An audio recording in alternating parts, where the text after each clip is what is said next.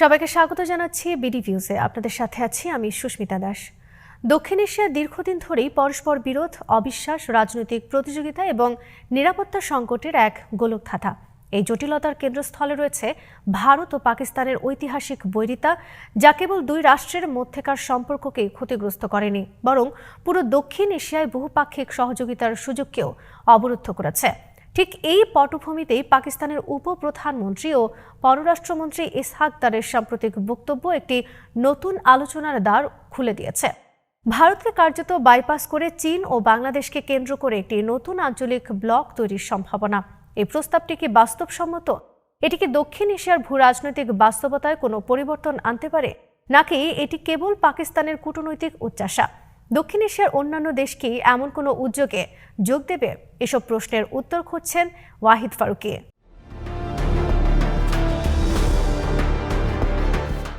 ইসহাক দার যখন বলেন যে বাংলাদেশ, চীন, পাকিস্তান ত্রিপাক্ষিক সহযোগিতা বিস্তৃত ও বহুমুখী হতে পারে, তখন তিনি শুধু একটি বিকল্প ধারণা পেশ করেননি, বরং তিনি ইঙ্গিত দিয়েছেন যে দক্ষিণ এশিয়ার প্রচলিত বহুপাক্ষিক কাঠামো, বিশেষত সার্ক, ইতিমধ্যে স্থবির এবং সেই শূন্যতায় শক্তির সুযোগ তৈরি হচ্ছে। এই বক্তব্যটি রাজনৈতিক, অর্থনৈতিক ও কৌশলগত সব দিক থেকেই একটি বড় ইঙ্গিত। দক্ষিণ এশিয়ার মূল বহুপাক্ষিক সংগঠন সার্ক যে মৃতপ্রায় অবস্থায় পড়ে আছে তা কারো অজানা নয়। 2016 সালে ইসলামাবাদে নির্ধারিত শীর্ষ সম্মেলন ভারতের বর্জনের কারণে বাতিল হয় এবং তখন থেকেই এই সংস্থাটি মৃতপ্রায় হয়ে পড়ে আছে। ভারত পাকিস্তান বৈরিতার জট ছাড়ানো না গেলে সার্কের পুনর্জাগরণ সম্ভব নয়, এটি বাস্তবতা। এবং সেই বাস্তবতার উপর ভিত্তি করেই পাকিস্তান নতুন আঞ্চলিক কাঠামোর চিন্তা করছে।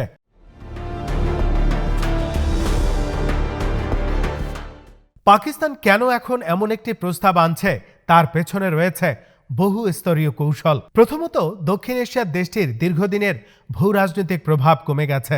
আফগানিস্তানে তালেবান প্রত্যাবর্তনের পর পাকিস্তান ভেবেছিল যে তাদের কৌশলগত গভীরতা বাড়বে, কিন্তু বিপরীতে নিরাপত্তা হুমকি বেড়ে গেছে। সীমান্তে উত্তেজনা তীব্র হয়েছে এবং অর্থনৈতিক সংকট দেশটির আঞ্চলিক অবস্থানকে দুর্বল করে দিয়েছে। এই অবস্থায় পাকিস্তান চীনকে ঘিরে একটি বিকল্প কূটনৈতিক বলয় গঠনের চেষ্টা করছে, যেখানে তারা নিজেদের আবারও একটি আঞ্চলিক শক্তি হিসেবে প্রতিষ্ঠিত করতে পারে।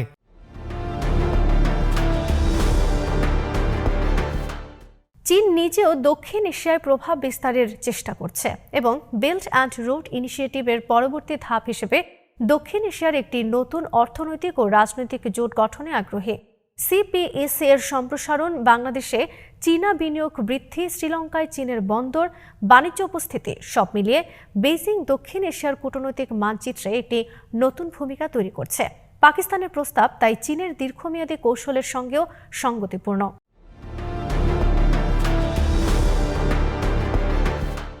বাংলাদেশ ভারতের সম্পর্কের সাম্প্রতিক উত্তেজনা এই প্রস্তাবকে আরও প্রাসঙ্গিক করে তুলছে। শেখ হাসিনার পতনের পর থেকে দিল্লি ঢাকার সম্পর্কে যে অস্বস্তি তৈরি হয়েছে তা পাকিস্তান ও চীনের জন্য একটি বড় সুযোগ। বাংলাদেশ এখন রাজনৈতিকভাবে অত্যন্ত সংবেদনশীল অবস্থানে এবং ভারতের সঙ্গে দূরত্ব কিছুটা বাড়ায় ইসলামাবাদ বেইজিং জুটি এটাকে একটি কৌশলগত জানালা হিসেবে দেখছে। যদিও ঢাকা এখনও কোনো আনুষ্ঠানিক প্রতিশ্রুতি দেয়নি, তবুও তাদের বহির্নীতি ঐতিহাসিকভাবে বহুমুখী, যেখানে চীন, যুক্তরাষ্ট্র, ভারত ও উপসাগরীয় রাষ্ট্রগুলোর মধ্যে ভারসাম্য রাখা হয়। এই কারণে একটি বিকল্প ব্লকের প্রতি বাংলাদেশ পরীক্ষামূলক আগ্রহ দেখাতে পারে, কমপক্ষে নীরবে।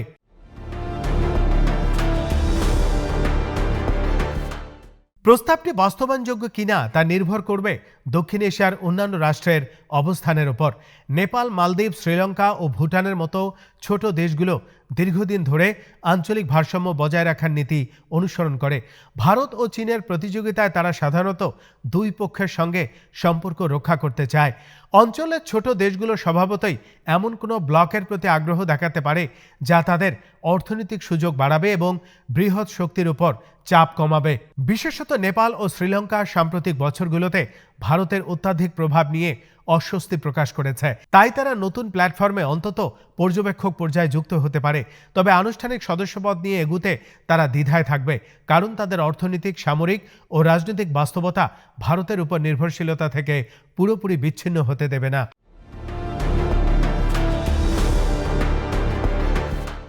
অন্যদিকে ভারত এমন কোনো ব্লককে স্বাভাবিকভাবেই সন্দেহের চোখে দেখবে।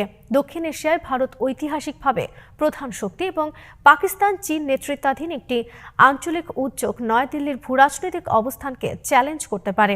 ভারত সার্কের বাইরেও বিমস্টেক, IORA এবং কোয়াডের মতো আঞ্চলিক মহা আঞ্চলিক জোটে সক্রিয়। মূলত ভারত দক্ষিণ এশিয়ার সহযোগিতাকে পূর্ব দক্ষিণ দক্ষিণ পূর্ব এশিয়া পর্যন্ত বিস্তৃত করে নিজের প্রভাব বৃদ্ধি করছে। ফলে পাকিস্তানের নতুন ব্লক ভারতীয় বাহ্যিক নীতির সঙ্গে সরাসরি প্রতিযোগিতায় পড়ে, যা অঞ্চলে আরও উত্তেজনা বাড়াতে পারে।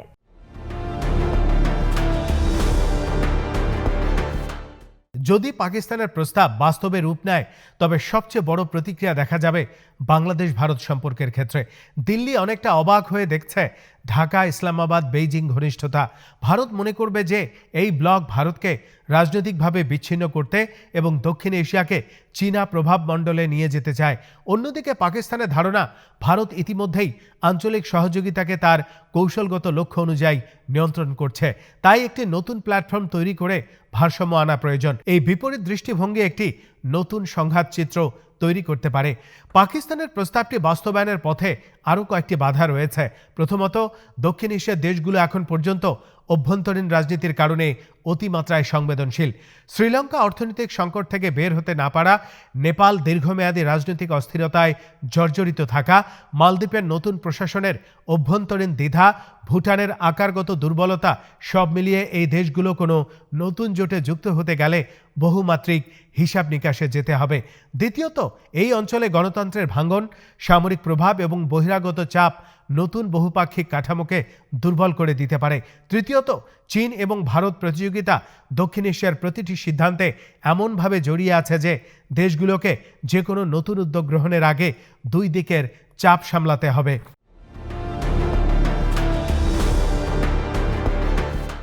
অর্থনৈতিক কাঠামোর দিকে তাকালেও এই উদ্যোগ জটিল। সার্ক বন্ধ হয়ে যাওয়ার ফলে দক্ষিণ এশিয়ায় আঞ্চলিক বাণিজ্য মাত্র 5% সীমাবদ্ধ। কিন্তু এই 5% বাড়ানোই এত কঠিন হয়েছে যে দেশগুলো দ্বিপাক্ষিক বা ত্রিপাক্ষিক চুক্তির পথে হাঁটছে।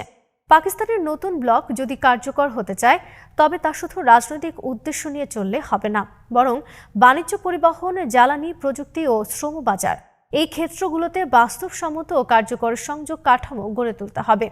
চীন অবশ্য এসব ক্ষেত্রে আগ্রহী, কারণ তা তাদের বৈশ্বিক অর্থনৈতিক বিন্যাসের সঙ্গে মেলে। বাংলাদেশও অবকাঠামো উন্নয়ন, বন্দর সম্প্রসারণ ও রপ্তানির সক্ষমতা বাড়াতে চীনের সঙ্গে গভীর সহযোগিতায় আগ্রহী। পাকিস্তানও CPEC এর পরবর্তী পর্যায়ে দক্ষিণ এশিয়ার নতুন করিডোর খুলতে চাইতে পারে, কিন্তু এসব কিছু বাস্তবায়ন নির্ভর করবে রাজনৈতিক ইচ্ছা, নিরাপত্তা নিশ্চয়তা এবং ভারতের প্রতিক্রিয়ার উপর।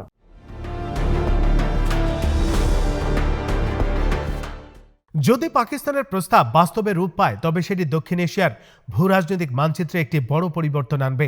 এটি সার্কের বিকল্প হবে না, বরং সার্কের কার্যকারিতা নিয়ে হতাশা থেকে জন্ম নেয়া একটি সমান্তরাল উদ্যোগ হবে। হয়তো এটি কখনো পূর্ণ আঞ্চলিক জোটে পরিণত হবে না, তবে এটি দক্ষিণ এশিয়ায় মিনিল্যাটারালিজম বা ক্ষুদ্র ও নির্দিষ্ট লক্ষ্যভিত্তিক জোট গঠনের প্রবণতা বাড়িয়ে তুলবে। এটি ভারতের নেতৃত্বাধীন আঞ্চলিক কাঠামোর বাইরে চীনের বিকল্প প্রভাবের কেন্দ্র তৈরি করতে পারে। পাকিস্তানও এতে আবারও আঞ্চলিক কূটনীতির মধ্যস্থতা শক্তি হিসাবে নিজেকে প্রতিষ্ঠা করতে চাইবে।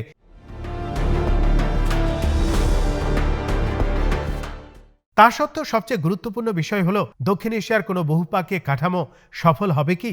ইতিহাস বলছে দক্ষিণ এশিয়া যেমন একটি অঞ্চল যেখানে অভ্যন্তরীণ সংকট, ভৌগোলিক বিবাদ, জাতিগত পরিচয়, পানি বন্টন সমস্যা এবং সামরিক প্রভাব সবসময় সহযোগিতাকে বাধাগ্রস্ত করেছে। এখন যদি দেশগুলো অর্থনৈতিক সংকট, জলবায়ু পরিবর্তন, অভিবাসন সংকট এবং জ্বালানি নিরাপত্তার মতো বৈশ্বিক চ্যালেঞ্জে বেশি সচেতন হয়, তাহলে একটি নতুন ব্লকের সুযোগ তৈরি হতে পারে। বিশেষ করে ছোট্ট রাষ্ট্রগুলো চাইবে তারা যেন বৃহৎ শক্তির প্রতিযোগিতার বলি না হয়। এই কারণেই পাকিস্তানের প্রস্তাব একেবারে বাতিলযোগ্য নয়, বরং এটি এই অঞ্চলে নতুন এক আলোচনার জন্ম দিয়েছে। বহুপাক্ষিকতা কি ভারত পাকিস্তান রাজনীতির বাইরে অন্য রূপে পুনর্জন্ম নিতে পারে?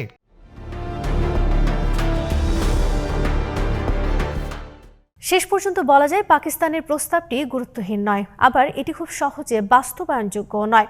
এটি দক্ষিণ এশিয়ার ভাঙা আঞ্চলিক সহযোগিতা পুনর্গঠনের এক উচ্চাকাঙ্ক্ষী প্রয়াস। প্রস্তাবের রাজনৈতিক তাৎপর্য রয়েছে, কৌশলগত গুরুত্ব রয়েছে, তবে বাস্তবায়নে বহু বাধা আছে। তবুও বিশ্বব্যাপী বহুপাক্ষিকতার সংকটময় সময়ে দক্ষিণ এশিয়ার নতুন আঞ্চলিক কাঠামোর চিন্তা একটি প্রয়োজনীয় আলোচনা। পাকিস্তান সেই আলোচনাকে সামনে এনে দক্ষিণ এশিয়ার রাজনৈতিক বাস্তবতা নতুন করে ভাবার সুযোগ তৈরি করেছে। দক্ষিণ এশিয়ার দেশগুলো এখন কোন পথে হাঁটবে সেটি নির্ধারণ করবে। প্রস্তাবটি শেষ পর্যন্ত কেবল একটি কূটনৈতিক উচ্চারণ থাকবে, নাকি দক্ষিণ এশিয়ার নতুন ভূরাজনৈতিক বাস্তবতার সূচনা হবে। আজ এখানেই শেষ করছি।